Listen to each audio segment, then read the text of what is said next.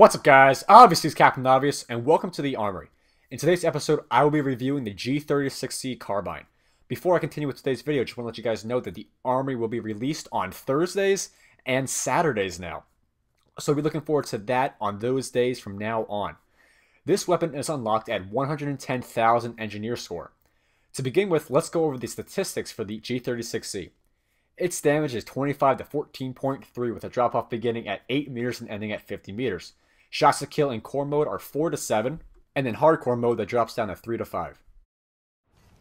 So the damage for this weapon really isn't anything too special. It's 25 to 14.3, it's exactly the same for the rest of the carbines. There really isn't anything I can comment on regarding this.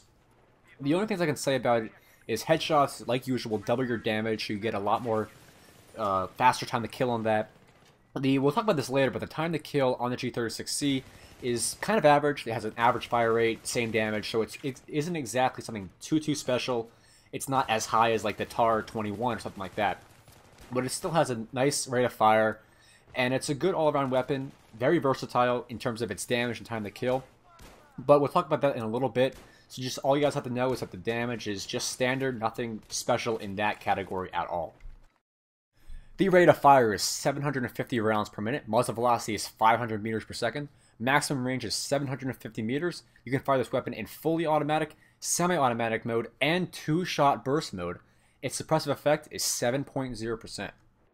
So this is where the G36C's average time to kill comes into play. With an average rate of fire and the same damage as the other carbines except for the SCAR H, the G36C can be considered as having a mediocre to average time to kill. The rate of fire also helps a lot in medium ranges because of its lower rate of fire than some of the other higher rate of fire carbines. You can hold that trigger down for a little bit longer because the center speed will kick in a little bit earlier. The muzzle velocity isn't anything too special. There's a lot of other things in the carbine class that have a higher muzzle velocity, such as the TAR 21 and the M4A1. Range is a little low, but it doesn't really matter because you will not be firing the carbine at a 750 meter range, so you don't have to worry about that too much. But the lower muzzle velocity is something to be concerning about because of the G36C's medium range capabilities. A lower muzzle velocity means it's a little less powerful at those ranges, but it still can hold its own in some situations. The normal reload time is 1.90 seconds and the empty reload time is 2.85 seconds. Cancel time reloads are 1.425 and 2.1375 seconds respectively. Threshold is 0.75 and the magazine size is 30 rounds plus 1 in the chamber. The G36C has a very weird reload time associated with it. It has a very fast normal reload, but its empty reload is slower than a lot of the other weapons. So when you run empty on this weapon, you will be reloading longer than a lot of the other weapons reload on empty. So you gotta understand that the G36C's normal reload time with a bullet still in the chamber is very fast, and you should pretty much always try to reload when you still have a bullet left in the chamber. You shouldn't exactly run out of bullets, but try to make sure you have that reload time when the bullet's still in the chamber for a quicker and more easy reload. Alright, the first shot recoil is 2.2, center speed is 18.0, recoil up is 0.3, left is 0.3, and right is 0.3. This can lead to unpredictable recoil in some cases, but most of the time it really shouldn't. It should only shoot straight up. Spread values are not anything to be concerned about. They're the same for the rest of the carbines, except for the hipfire spread. It's a little bit worse than the bullpup weapons, such as the N91 or the MTAR. The recoil is balanced, meaning it should only shoot up. But if you hold on the trigger too much, it may shake from side to side. I found that the G36C has some unpredictable recoil. As you can tell, there's a huge difference between the first and the second spread values. So with this recoil pattern that's sort of unpredictable, mixed with the lower spread values, makes the G36C not as accurate at longer ranges, meaning you may need to add in a certain attachment to make that better. So let's go over my recommended attachments for the G36C. The heavy barrel unlocked at 80 kills will increase your vertical recoil to 0.330, increase the drop-off distance to 75 meters, increase muzzle velocity to 600 meters per second, and it will decrease aim down sight spread and increase hipfire spread.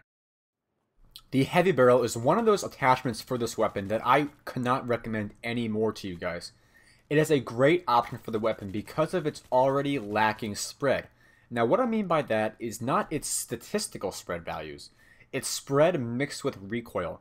The unpredictable nature of the G36C towards the end of a long firing session, coupled with its sort of lower than average spread compared to the assault rifles, light machine guns, and things like that, makes the G36C a little less predictable when firing. So the heavy barrel really helps to eliminate that and make it a little easier to use at longer range because of that increased drop-off distance and muzzle velocity. The foregrip unlocked at 30 kills will decrease your horizontal recoil to 0.20 pull left and right. On the other hand, it will increase your aim down sight spread, making it less viable at longer ranges. The foregrip does not affect the G36C as much as it does other carbines, which is really unique. Its loss in aim down sight accuracy is not as large as it would be for another carbine, so the foregrip is actually a good option for the G36C.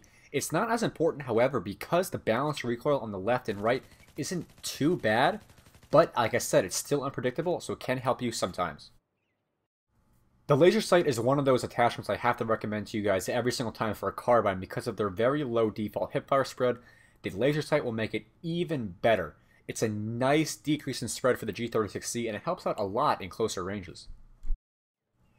It may not be as powerful of an attachment for use on the G36C as it may be for other higher fire rate carbines, but it still can help you a good amount in closer range combat, making it a little bit more powerful. It can make you get their shots on target easier due to that lower rate of fire, making up for it in increased hipfire accuracy. Now let's go over my recommended class for the G36C. This class is based around using it at medium to longer ranges and maximizing its potential.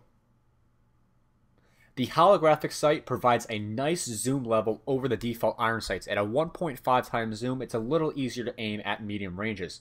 The heavy barrel will increase your muzzle velocity, drop-off distance, and accuracy, making the G36C a lot more powerful at longer ranges. Alright, so this class could be a little controversial to you guys because it isn't exactly how it may seem to you because of the increased potential of the foregrip. I left the foregrip out because this class does not need it. The heavy barrel's increased accuracy is enough already. You can't limit that too much due to the foregrip. Though the foregrip does not have that much of an effect on the G36C's accuracy, it is still a good idea to keep it out because the bonuses of the foregrip aren't as important on the G36C due to its already balanced recoil. It may help you out a little bit with the unpredictable nature of the weapon at, while firing this weapon a little bit longer over a certain amount of time. But the foregrip is not as important on the weapon, and that's why I don't recommend it to you guys. A holographic sight, red dot sight, or something like that that you guys may be accustomed to is a great sight. I wouldn't recommend it any other attachment. But that heavy barrel is important to make it a little easier to use at longer ranges because of that sort of better rate of fire over some of the other weapons, making it easier to fire at longer ranges. Pull that thumbstick down or that mouse down to counter the recoil to have some nice spread patterns, making the G36C a great medium to long range weapon if you counter that recoil properly and you get all your shots on target. This is why the G36C can be declared as the most versatile carbine in the game. That medium rate of fire makes it easy to use at close range, medium range, and longer ranges without losing too much close range potential. Its predictable recoil patterns in some cases and its very unpredictable recoil patterns in the other cases are sort of detrimental to you, but that predictable nature of the weapon with the balanced side-to-side recoil is nice, though that unpredictable nature sometimes may hinder you a lot. The increased accuracy with that heavy barrel makes it easier to use at longer ranges, increasing its potential. That two-shot burst it can have when you switch to that firing mode is also great, making it best used at longer ranges for some quick follow-up shots when you don't really want to worry about recoil. But just remember, because of its lower sort of rate of fire than some of the other weapons in the category compared to like the M4, its better range when with the heavy barrel, its predictable recoil patterns occasionally, and its very nice sort of just feel to it makes the G36C the most versatile weapon in the carbine class in my opinion, and I think you guys should understand that too because of its ability to perform at all ranges. And that is it for today's episode of the Armory. I hope you guys enjoyed today's video. Next episode, I will be reviewing the MTAR-21 carbine. If you enjoyed today's video, remember to give it a thumbs up. That helps out a lot. Follow me on Twitter. The link is in the description. And as always, rate, comment, and subscribe. And I'll see you guys later.